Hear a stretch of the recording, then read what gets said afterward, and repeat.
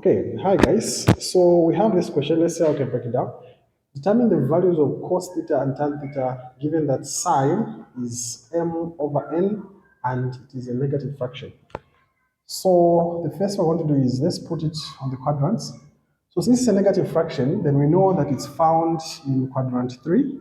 So we can draw a triangle like this and like this. Then this is theta. And in quadrant 4, like this. Again, this is theta.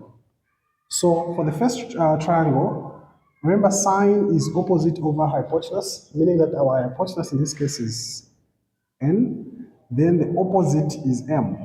Same thing with this side. Hypotenuse is n and our opposite is m, like that. Then from there now, we can say that what we're looking for is the adjacent. So to find the adjacent, we're going to use the Pythagoras theorem by saying hypotenuse squared, which is n squared, is equals to adjacent, let's use x, squared plus opposite squared.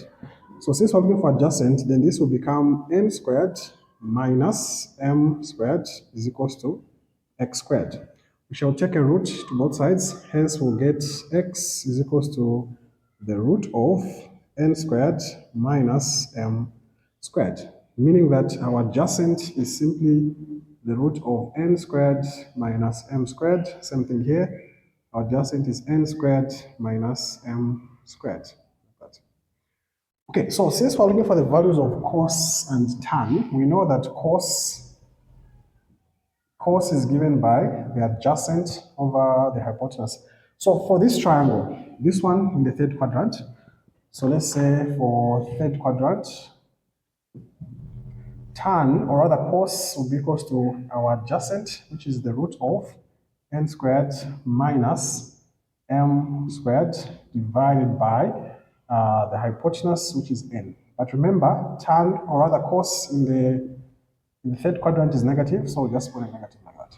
Then for tan theta, in the third quadrant, or still in the third quadrant, will be the opposite.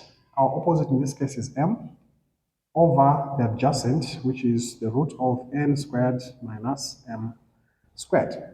Now, let's go in the fourth quadrant. So the reason why we're using the two quadrants is because sine is a negative fraction, and it will be negative in the third and the fourth. So fourth quadrant, cos will be given by adjacent. Our adjacent in the fourth quadrant there is the root of n squared minus m squared over hypotenuse, which is n. This one is a positive because cos in the fourth quadrant is positive. Then for tan, we'll say tan theta is equals to the opposite in the fourth quadrant, which is m, and our adjacent, which is the root of n squared minus m squared. So this one is negative for tan because tan in the fourth quadrant is negative. So this will be the two pairs of values. So thank you very much.